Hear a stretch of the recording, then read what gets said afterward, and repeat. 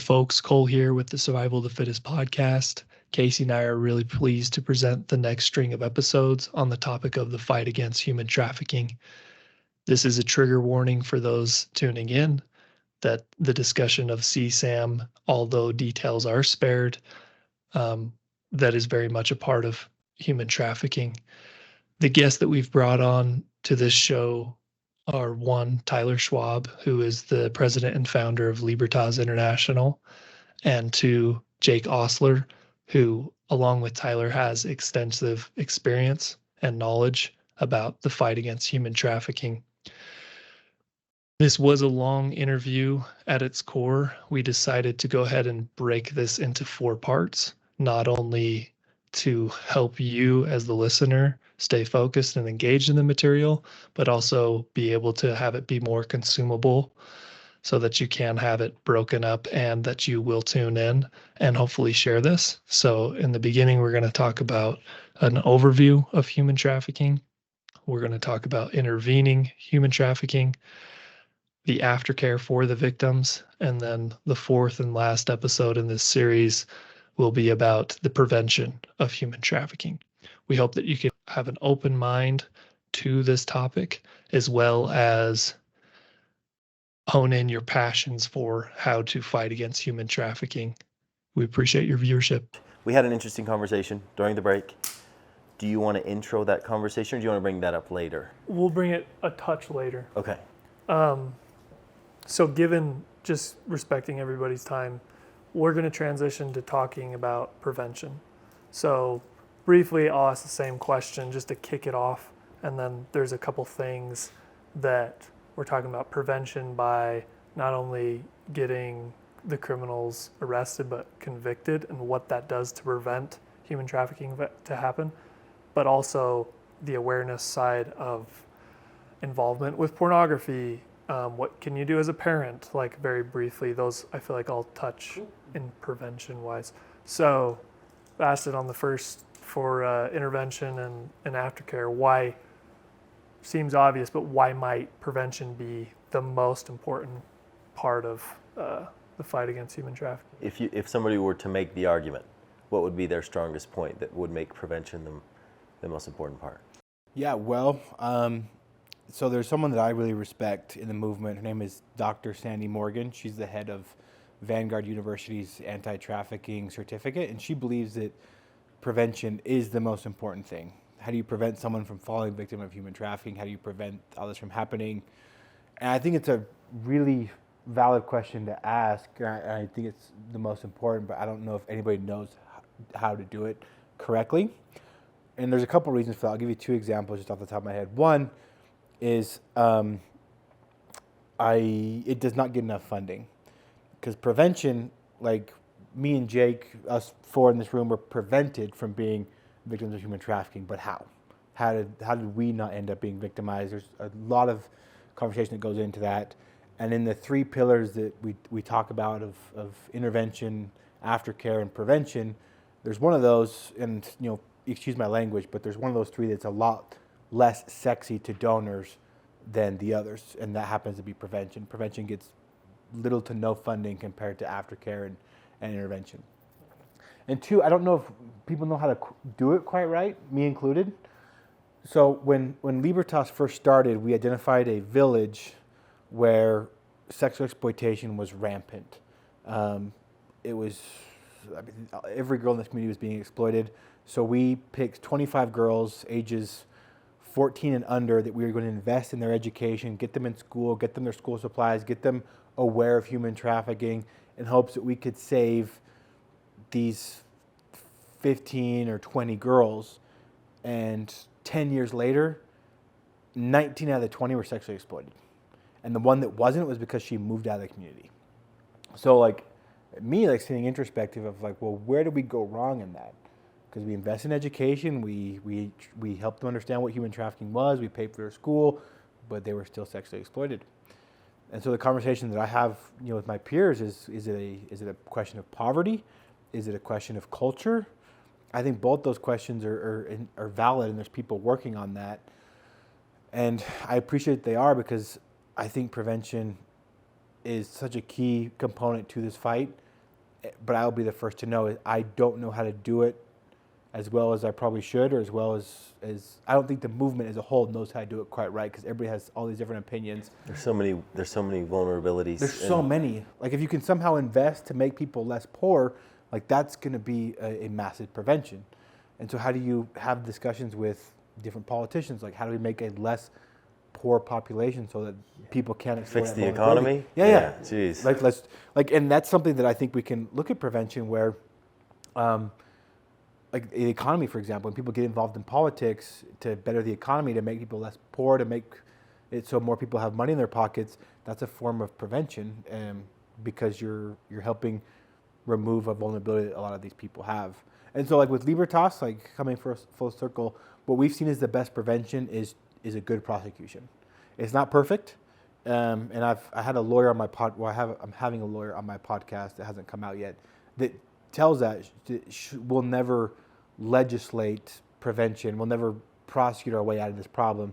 But I've seen it, based on my experience thus far, is the best way to prevent this crime from happening is take the aggressors off the street, punish them for what they've done, and make sure the whole world knows what they've done, so that predators that are maybe on the fence or preparing their next move get scared and don't do it. And that's what I've found to be the most effective prevention thus far in my career. Yeah, and if they're merely just arrested and then can go back to it, there's not a lot of scare tactic to that, or there's no lessons learned to that. You've got to take it all the way. Yeah, I think the example of Jeffrey Epstein's a good example of that, where he was arrested for human trafficking, but he did no prison time. So what did he do? He went right back to it. If you're spending a night in jail, that's not enough consequence for trafficking. I think if you were to ask all the people that Libertas has helped arrest, if the consequences of this were to have one night in jail, then you can do it all over again, I think they would make that trade. But if you spend 15 years in jail and you lose your pension, we take $150,000 from you, and you leave prison with the whole world knowing you're a pedophile because your name's out there, you're on the sex offender list, and you're broke, that might be enough of a consequence to at least steer some predators away from committing the crime. And knowing that you're going into the prison system as a known pedophile, which is... Yeah. And then while you're in the prison system, you don't have access to kids. Yeah. Because they're just not there. On that note, prevention-wise, like, I'm a big believer in education. So, like, I love when people are like, hey, I teach human trafficking education courses in schools and colleges, to, like, when people go in and go, oh, I teach medical professionals, or I teach law enforcement, or I teach in foster care. Like, there's a system called therapeutic foster care. That's foster care specifically for really people who've been through a significant amount of trauma. And that's where you'll see a lot of survivors of trafficking here in the US that are minors. And like, consent education is a big thing. Sex ed in schools, like people get really nervous teaching kids, like younger kids, teenagers, like consent, sex ed, but like you're teaching people how to say no, what's wrong when people do it to their bodies. And like the amount of people that in those courses that go, oh, like, Somebody's done that to me. yeah, that's sex. I could have said no, but I didn't know I could say no, but like I didn't realize I was pressured into this, or I didn't realize like to have the language to be like you have someone coming out of a sex ed course in 7th or 8th grade who's like, whoa, my dad's been doing that to me since I can remember. Mm-hmm. So you think that there's some sort of success coming out of that? Yeah, there's a ton of success. It doesn't necessarily prevent that from occurring, but it introduces a point where someone can now have the language to report and have the language to be like, oh, like, I mean, I've had courses I've taught where people have walked up to me and been like, oh, I was raped. Like, I didn't know that's how to say it, but that's like, and I talked about like the basics of sexual abuse and like what that was. And like this person was merely an adult. Like this is stuff that occurs, that's common. And so like, although it doesn't like, how do you prevent something that can start at birth, right? Like I've worked a lot of cases where, with a lot of individuals who were trafficked from birth. Like some were born to be trafficked. Like that's why their parents got pregnant. And sometimes law enforcement was able to intervene and remove them from that situation where it was like, okay, like moms now don't have access to the kids. Like what's going on now? Like, but how do you prevent something that like can happen right now? Like, and so like I look at education, removing vulnerabilities, giving people the language to report what's happening. If you can help people understand that they can report, like if you can have people who like have had their documents taken that are here in the States that are like, I can't report because I'll get deported. If you can help them understand, oh, like if I do report, I actually will be helped, right? Like that's a system that exists here. And if we can help with that, that's like prevention, education, awareness. I kind of look at those things as together. And then like for like parents, for people who are about, could this happen to my kid? Could this happen to me? Like I look at online internet safety. I look at like who is following you on Instagram, who has access to this information. Like there's sextortion cases, which is like when someone approaches somebody online and blackmails them into sexual activity and other stuff. And so like you look at that and you're like, okay, I need to have a conversation as a parent with my kid on what do you do when someone approaches you online, like a stranger. Even if it seems innocent, how are you going to handle that? And as a parent, am I going to get angry and take away your social media? And does the kid know like what the consequences are? Like what does that look like? And so like prevention is phenomenally important, but like I also am like I don't like this sounds like an obvious example, but it's not like a trafficker's like, dang it, they're getting 3 meals a day and are in school, guess I can't traffic them. Like there's people that are trafficked with full-time jobs. There's people that are trafficked in school. Like, so what's the check mark box that like, if we hit all of these, like that makes somebody safe? Like we know it can make you more safe and less likely to be preyed upon, but like find me a community that doesn't have homelessness. There's like that's, if we were going to start somewhere, that's where I'd say to start. Like if you really want prevention, like make it so people don't have to like trade sex for housing. Like start there. So like that's kind of where I sit on prevention. And to Tyler's point, it's massively underfunded and undersupported, and like it needs to happen. I'm not educated enough and I don't know enough to know like this is how to do it in a way that's the most effective. And that's not what I'm an expert in. Yeah. Well, thank you. Yeah, I think education, I'll just wrap this up real quick, is like education I think is beneficial for everybody to know like what trafficking looks like, so that people aren't freaked out when like the moms on Facebook are like, there's a white van at Target, it's looking to kidnap your kids. Not going to happen. However, if someone who is maybe of Latino descent walks into your clinic and you know that she has a tattoo of a guy's name on her arm, she's not speaking and has no access to her documents and shows signs of physical abuse, gives you the tools to be like, this person is being exploited, this person is being trafficked, because I know the signs, because I've been educated on what that actually looks like. Cool. So to sum it up, and what I'm realizing is everything is so intertwined. The prevention, the intervention, the aftercare, it's all so intertwined, because you could take the act of education with the intention of preventing human trafficking, but then you have a child they've been trafficked their whole life, and it's not necessarily preventing because you're coming in, 10 years into it, then that is yielding the intervention, and so it is so intertwined. But so you've talked about the education part of it. We also, talked about the prosecution, not just half-assing it, but getting the job done. So that person's not doing that anymore. And yeah, they should probably get more years in the clink than deserved, and you've talked about that on your podcast. And then also, Jake, you mentioned, and Tyler, about seeing what the world looks like through your kids' eyes on social media, et cetera. What does that look like? What are signs of when someone's trying to attempt to groom you into something or whatever it may be?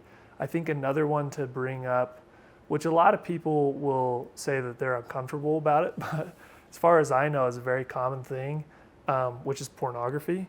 And strip clubs may be less common than pornography as far as like a general populace thing, but we've kind of alluded to it on previous podcasts, but whatever you are giving your dollars to, you've got to be careful with that decision, because if someone is thinking, from what I've learned on your podcast, if someone is thinking that they can consume pornography selfishly, indulging in that act, and say, oh, this is a clean practice, I'm good, just having a good time. It's not necessarily true. I think it was, if I have it right, Terry Markham was on your podcast talking about this exact same topic in strip clubs, but also pornography. Do you have any figures or examples in your mind of, hey, when you're viewing pornography, like you're helping fund, or you're helping the movement of human trafficking, and maybe you should be more conscious about not doing that? Yeah. Because it's dirtier than it might seem.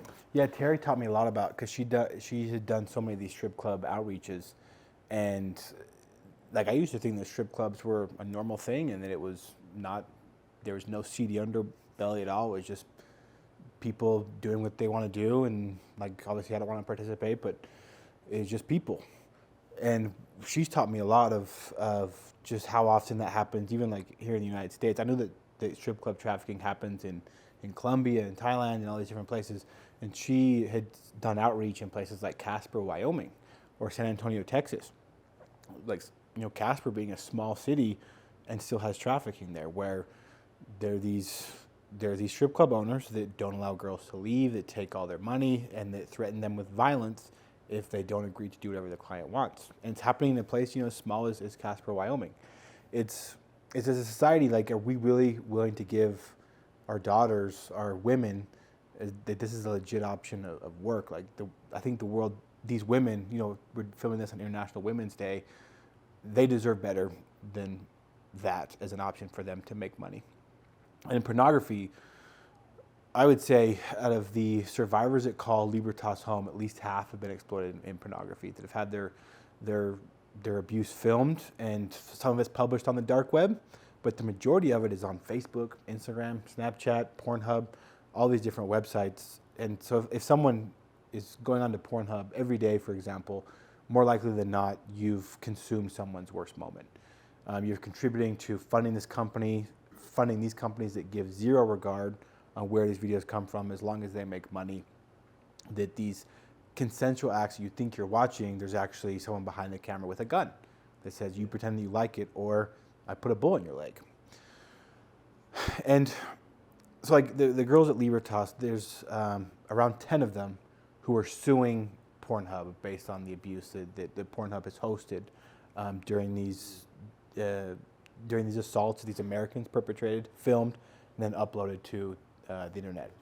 And so there's all these stats you can throw around. There's stories of what's happening, but when it came home to me is I had this amazing survivor that's a part of our family. She said that when she was walking down the street and someone smiled at her, she didn't know if they were smiling to be nice, or if they were smiling because they had just masturbated to her gang rape 2 nights before, and they recognized her based on her face and her tattoos. And for me, it just brought it home to the complicity these companies have, these porn companies, and how there's so many companies that give out like good research on this, like companies like Exodus Cry, that talk about how pornography fuels sex trafficking, and these traffickers continue to make money off of the abuse that they're perpetrating. And so I think, as far as prevention, and you want to look at like a public health crisis, a way to invest in less human trafficking, I think looking at those things like pornography is a great way to start. Yeah. Thank you for that. I think on the other side of this as well, if you're viewing this and you're a parent, and you might be asking, well, everything seems fine in my home. You know, if you want me to donate money, I'll donate money, and that'll be my contribution. That is definitely not enough. Like, you made the decision, whether it was conscious or surprise to bring a child into this world, and you do not have control. You don't have more control than you think you do. You don't have as much control as you think you do. They're going to be exposed to some sort of social media, whether they have a phone in their hand or not. Their friends do. They can get on computers. And I think one of the best things I've heard is if you're distant as a parent to, oh, I don't get on TikTok, I don't get on any of that. And if you've been on that, you know that there's pornography on there, and there's a lot of human trafficking initiating on those platforms, which is a huge problem in and of itself. But as a parent, you need to know how those systems work. You need to have your kid say to your kid, hey, you've got an account on here, show me how it works. Like, show me, what you do, and just genuinely be curious. But you, as a parent, to get on my soapbox, you've got to step it up. Like, I'm not saying to anyone here, I'm just saying in general, as a parent, you've got to step it up. You've got to be more involved. If your kid is, we've already talked about examples here. If your kid's 18 months, don't say, okay, we'll have this, I'll start thinking about it when they're 10 or 16 or whatever. No, like, think about it forever. Not to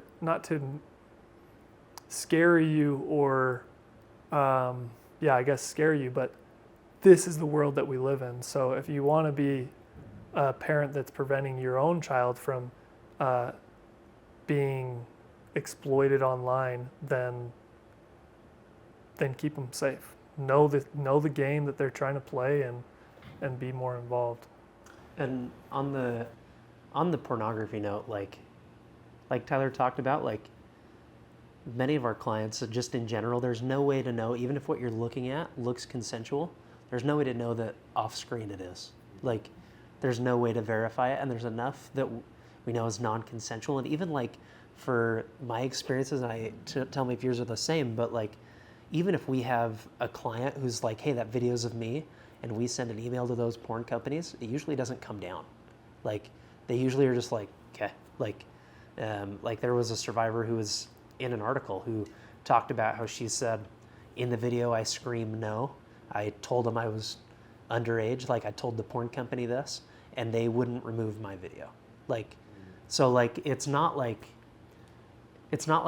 a survivor reports and the porn company's like, oh, like let's pull this down. Like, it's often met with a non-response. And so like looking at that, and then you can Google search this, but the last stats I saw for average age of exposure to pornography for kids in the US was like 7 and 8 years old. You need to have those conversations before. That's average. That's not like low end. No, that's average. It could be lower. So like you look at that and you're like, okay, well, what age do I need to teach my kid what to, and like for like a 7 or 8 year old, like it's not this big, like, is the person in it consensual image? Like, it's not this huge conversation. It's like, oh, this is fascinating to me. Like, what is this? Like, their body's changing. They're trying to figure out what they think. And it's like, how do you approach that conversation with your 7 or 8 year old in a way that allows you as a parent to have a dialogue for when that exposure occurs? Like, not as I need to be terrified and I can't let my kid ever look at a phone. Like, it's just like, okay, like, accept your kid is gonna see this.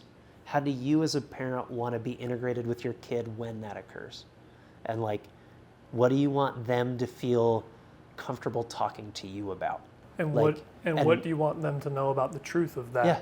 Because it's a beautiful thing. And then like, and when properly. And then if you shame them for it, like research-wise, they're going to hide it from you. They're not going to be like, oh, like my parents think this is bad and they got mad at me for looking, so I'll never look again. They're just going to be like, oh, like I looked. Now, I gotta stay up late at night. Now dad's not a safe person to talk to.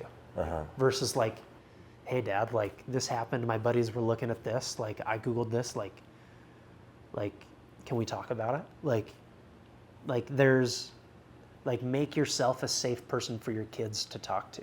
Yeah. And so like there's tons of different ways you can approach it, but like be mindful is like whether it's like, because pornography is predatory in the sense of they want young kids to engage because they want lifetime consumers. That's their business. Yeah. Like, and so like if you look at it, you're like, hey,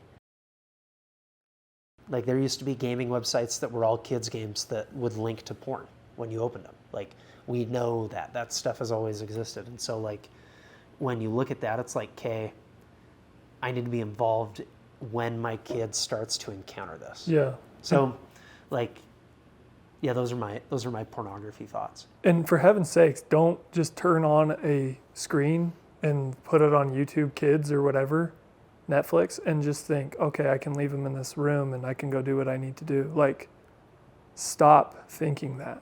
Yeah. Because I've seen things, I mean, not to the point where it's pornography, but things that my kid might, But like soft porn. yeah, or just things that aren't what I want to raise my kid in believing. So don't put your trust in that. It's maybe you could have a while ago, but you can't anymore. I think that we'll kind of wrap things up. I do want to talk about Libertas, and I don't you hate it when you're reviewing something and it's like, okay, we want your money now.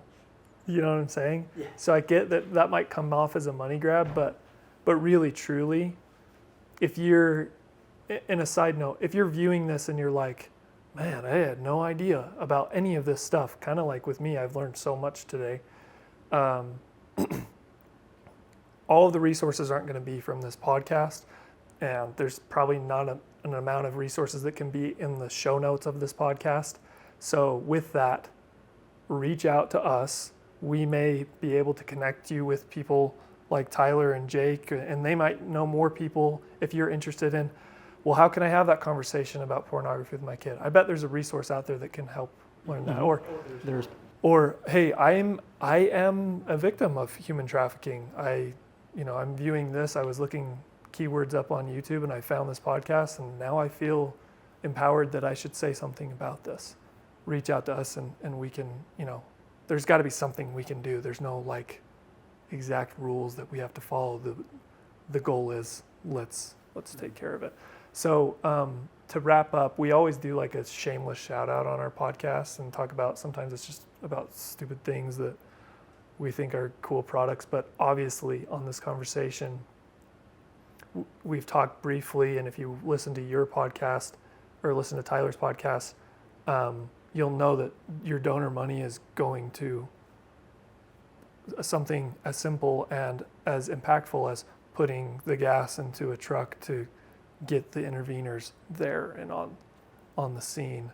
And I know that you bring it up a lot on your podcast about reminding people about donations, and I can tell that you're not doing that because you're like, hey guys, I want some more money.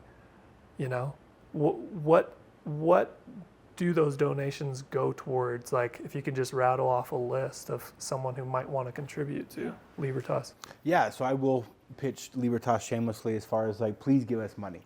Please visit libertasfreedom.org, become a monthly donor.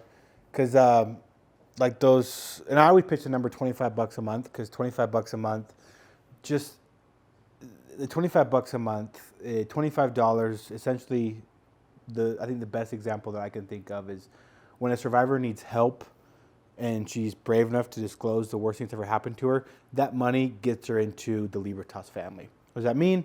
That money gets her out to dinner. That money pays for the transport to get her and her loved one to dinner, pays for steak, pays for pasta, pays for pizza, pays for Burger King, whatever. All the aftercare things we mentioned earlier in the podcast. Yeah. It's helping fund that. Yeah, all of those aftercare things that come start out with this dinner, where $25 is what it costs to meet with a survivor, find out what she needs, how we can support her. So like, so today, we are meeting for the first time these two twins, these two little boys.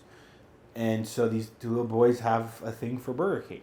And so we took their grandma, who now has custody of them, to Burger King and said, get whatever you want, have your Burger King, order the fries, order the shake, what do you want to eat, and let's talk about how we move forward in your healing as a family, as a grandma who's now taking care of these two survivors of sexual abuse, sexual exploitation, and these two little boys, they're 2 years old, that have autism. And so with that $25, it just opens the door to whatever their future may look like. And that is the most beneficial way to help Libertas, is signing up to be a monthly donor, whether it be $5 a month, $10 a month. We have donors that give anywhere between as little as $5 a month and as much as $1,000 a month that go to support our cause. If someone gives $25 a month, what that could do, for example, is support that Welcome to the Family dinner that the survivors are now getting access to all of these different resources that we have. If someone gives $100 a month, what that does is probably funds some kind of operation. So we were on our potty break. I was walking to use the bathroom in my apartment complex, and my director of justice texted me and said that this case that we've been working on for a year is coming to a close on Tuesday, and the cops need a hotel, funding for gas, and then to rent a car for a night so they can do surveillance on this trafficker. This trafficker is a female. She is the mother of one of our survivors who trafficked her starting when she was 14 to different men in her community, and it kept going for 3 years until the survivor came to us. So that case is finally coming to a close, and so I just approved some money to be sent over to these police officers to go get this mother. And mother's she's not a mother. She's a trafficker who happened to give life to the survivor that we're supporting. Okay. And the 2 people that were involved in her trafficking. So 3 traffickers going down on Tuesday. Really excited about that. And it costs $100 to help make it happen. If someone gets $500 a month, what that could do is actually reunite a family. So at Libertas, we get a lot of requests of, let's say, a Colombian woman who was trafficked overseas to the Dominican Republic. She was rescued there, and she needs a flight to go home and see her kids again. And the government will give her the money, but have her wait 6 months before a $500 credit comes through their system. And for a mother, having to wait 1 day to see her kids after being rescued from trafficking is the longest day of her life. Imagine that times by 6 months. And so $500 a month can actually get that survivor home and help reunite that family. And even like as little as $5 a month. What $5 a month supports is a gym membership for a survivor that comes to us and says, I want to go to the gym. I want to do volleyball. I want to do whatever. That $5 is like, okay, well, here's $5. Go pay for your membership and enjoy healing, enjoy working out, enjoy rollerblading, whatever you want to do. And that's a huge impact. Yeah, I mean, imagine for me, like when I was working through the stuff that happened to me and just the stuff that happens as a human, and the pandemic, like trying to process the pandemic, you don't realize like how valuable a gym membership is until it's taken away. And you're like, oh my gosh, I just want to go work on my body. I want to go get sweaty. I want to break myself down so I can build myself up again. And to give these survivors that who have never have had access to that, to build themselves up, to empower them to know they have control over their body, and all it costs is $5. Yeah. I mean, that's a check that I really enjoy. And that's a writing. month. That's a month. $5 a month provides a gym membership, rollerblading classes. The volleyball is a little more expensive. It's around $15 a month, but still, like to give a survivor access to physical healing is so worth it. And so that's, when I plug Libertas' donations, that's what it does. Like that's the impact that's being made. I do want Libertas to get lots of money, but it's because there's 120 girls that call Libertas home, and I want to make sure that they have access to healing, have access to justice, and obviously I hope that we can continue to pay our staff and grow our staff so we can continue, in my opinion, to offer the best care that exists in Latin America. Yeah. Whenever I would donate or contribute to a product or whatever, I want to make sure that it's going to something, that like it's going to go to what it's promised to go to. And I feel like, I don't know, you might be just tricking me, man, but I don't think so. I really feel. Do you have a big, nice house down the street from here? Massive, bro. You see this big apartment there? But I would say it's a no-brainer. What you've spoken to the care that you and Libertas want to provide to the survivors, it's a no-brainer to contribute. And I would say to our listeners, like, I'm a tightwad. I've got financial goals. Like, I'm a provider for my own little family. You can afford $5 a month. Just don't go out to lunch one day, like fast. It's probably going to be good for you to do it anyways. Like $5 at the minimum. A month membership for somebody in Aftercare to help them feel confident about their body and that they have ownership of their own body. For you to selfishly say that I can't afford that and I'd rather eat, a $5 footlong, or I could give it to somebody like that, that's just outright selfish. like I'm going to call people out. I'm sorry. You're selfish if you're not at least doing that. And I feel like with Libertas, people should be contributing. So please start doing so. I had one more thing on that too. Is the survivors are so worthy of that support, and if people knew just the amount of evil that's in the bad guys that we help put behind bars, I think they would also give. Like with this guy Dominic, I've read his text messages. I know what just an animal he is, what a monster he is, how he describes raping a 14-year-old girl who weighs 70 pounds at best and who has a mother who has Down syndrome. I've seen the way he talks about her. I've seen the way he claims that the world needs to respect men because everything that we see around us was built by men. And I see how he acted the day that he was arrested. When we arrested this animal, we found him with a 16-year-old girl in his apartment who was being trafficked and exploited, essentially on the scene when we broke down that door. And what did he have the gall to tell us is that we had no proof that he was abusing her. So these people that we get are monsters. And a lot of times they're hidden pedophiles living among us that go overseas and inflict the abuse on other people, on countries, kids that live in other countries. And so our survivors are so worthy of getting that support. And the guys that we're helping put behind bars are truly just the scum of the earth and really deserve nothing more than an American jail cell or a Colombian jail cell. And on the note of, so I don't work for Libertas. I don't work with Tyler. Like, we've collaborated on cases and we've known each other for years, but like, if you want to know the legitimacy of Libertas, like, Google it. They're highlighted by the Department of Justice in their like official letters. Their cases are in local, national, and international news. You can look up like ceremonies and stuff, like Google his name. Like, it's not like, you can see the impacts there, and it's not Tyler saying, look at the impact. It's other entities saying, look at what Libertas has helped us accomplish.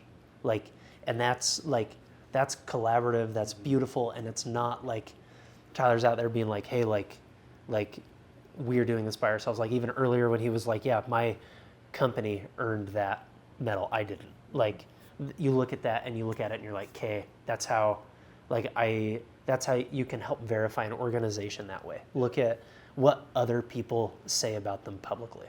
It's very transparent, which is refreshing. Yeah. In addition to like Libertas, there's lots of ways you can help locally. Like, look at your most trafficked populations. Like, we've talked a lot about homeless, immigrant, and refugee populations. Like, what does your state do with those? What legislation are they trying to pass? What's being blocked? Like, even like child marriage. Child marriage is legal in most states in the United States. In many states, like a 15-year-old having sex with a 45-year-old is a sex crime, unless the parents say they can get married. Then if the parents say they can get married, now this 15-year-old who legally can't consent to sex with this 45-year-old now can. Like, the fact that this is legal in most of the U.S. is nuts. Like, look at like who you're electing, what they say about it, make it an issue, bring it up to your senators, to your governors, call in, like, write letters, ask about it. Like, there's like give money to orgs you trust and verify those orgs. And if it's not Tyler's, like, me and Tyler know others that are good, that we'd happily point you to. But also, like, Tyler's is awesome. So, like, in addition to that, like, know how your state's addressing it, know what kind of stuff they're trying to pass, and notice what's happening with populations where trafficking is common. Notice what people are saying about it. Like, what do the people you elect say about women, about the people that are most commonly trafficked? Like, what do they say about immigration, about homelessness, about all this stuff? Like, and if you want to look at that, like make that an issue for you. But like, yeah. Cool.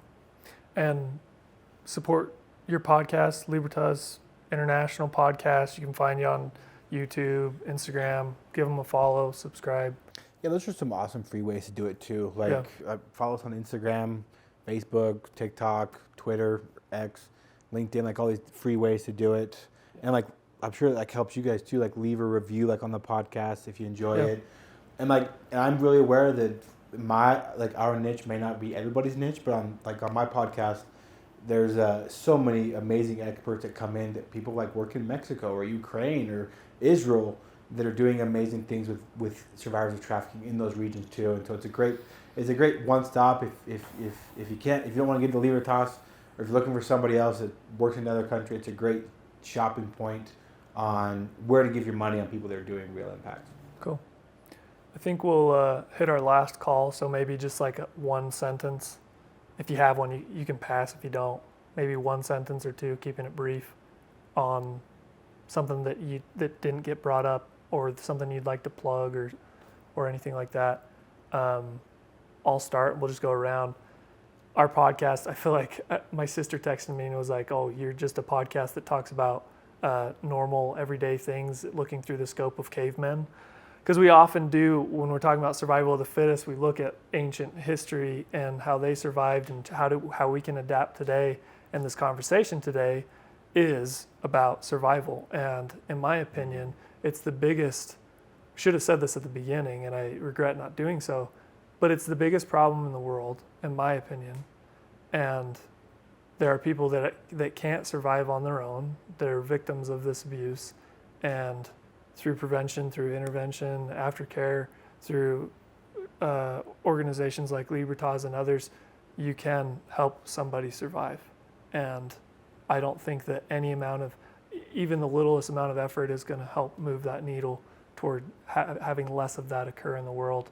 And so it's about helping people survive. That's what this podcast is about. That's what we should be. Our purpose should be every day. That's what your purpose is, Jake, as well. So that's just my last thought. Yeah. I got a couple now that you've said that, but I think more selfishly, I am personally able to sleep better at night because I'm a bit more introspective, just like you guys, I'm sure, than some people out there in the world. I'll sleep better at night knowing that I'm doing something. If it's a monthly donation, if it's learning about community resources that I can contribute to personally with my time and energy and skills. This has been, like I alluded to previously in the podcast, I was really intimidated by the fact that I'm not a Navy SEAL. And because that was the only picture of how you can fight against human trafficking that I had in my head. I'm like, I could probably be one with enough training, but what does that do? Am I going to be able to make my mortgage payment? And, just ridiculous. But this has really inspired me to think, okay, I'm going to be able to make a difference.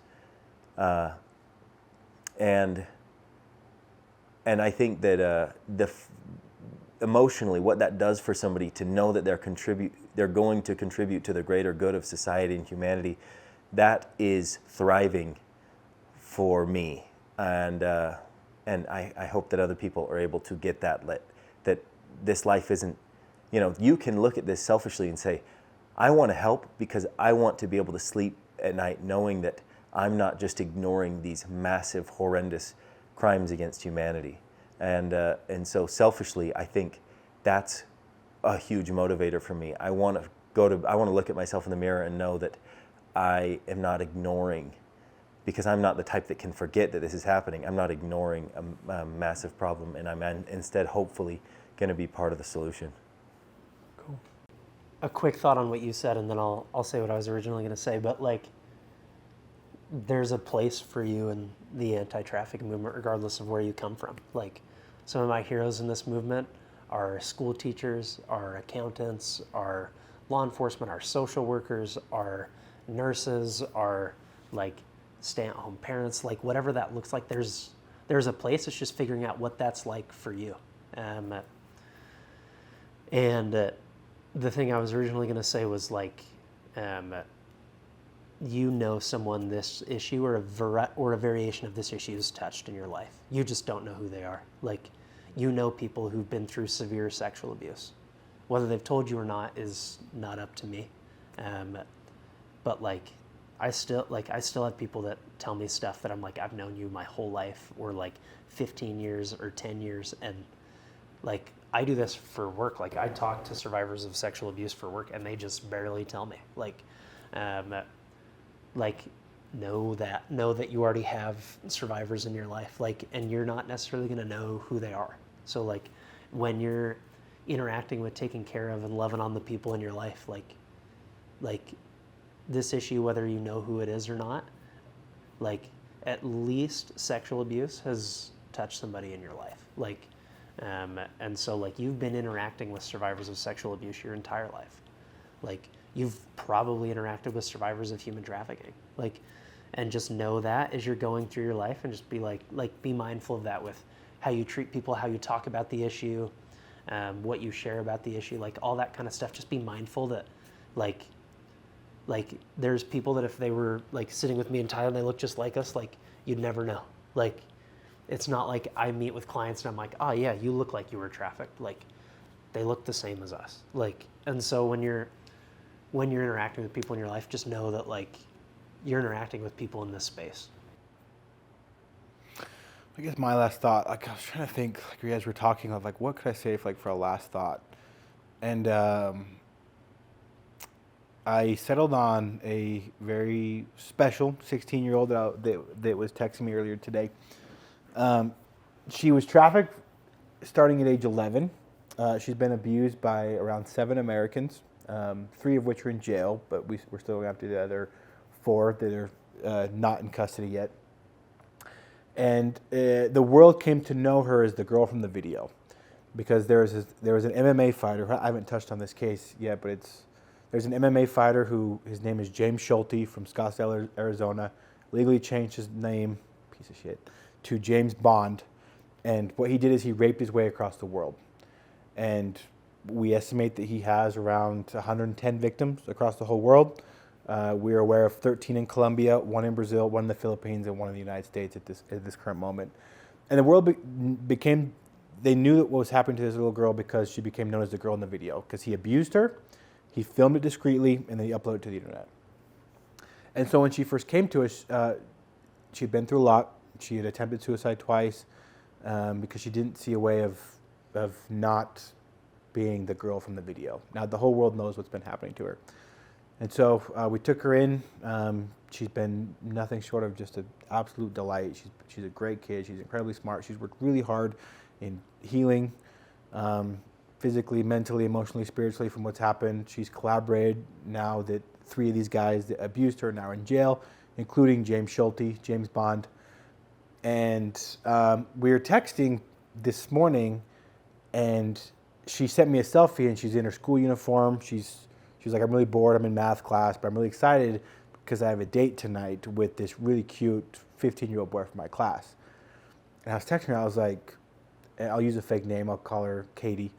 I was like, Katie, I want you to feel this moment right now because you are a normal kid. Like, you're no longer the girl from the video. You're no longer the girl who was abused by 7 Americans. You're bored in math class, bro, and you have a date tonight.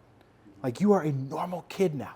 Like, how does that feel? Do you realize, like, what you're just describing, you're the same as everybody else, which is what you've always wanted to be.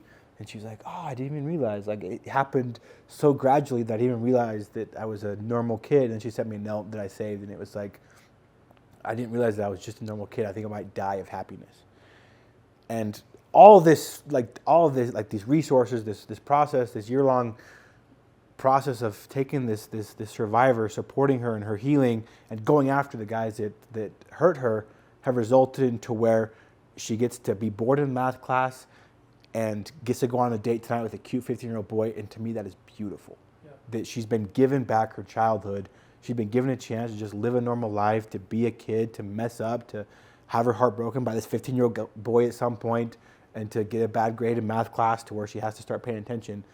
And because of like the donors of Libertas International, because of our team, because of our law enforcement partners, we gave that kid her childhood back. And I think when people give, like, that's what they end up doing. That's the result, where it happens so gradually they don't even realize that it happened.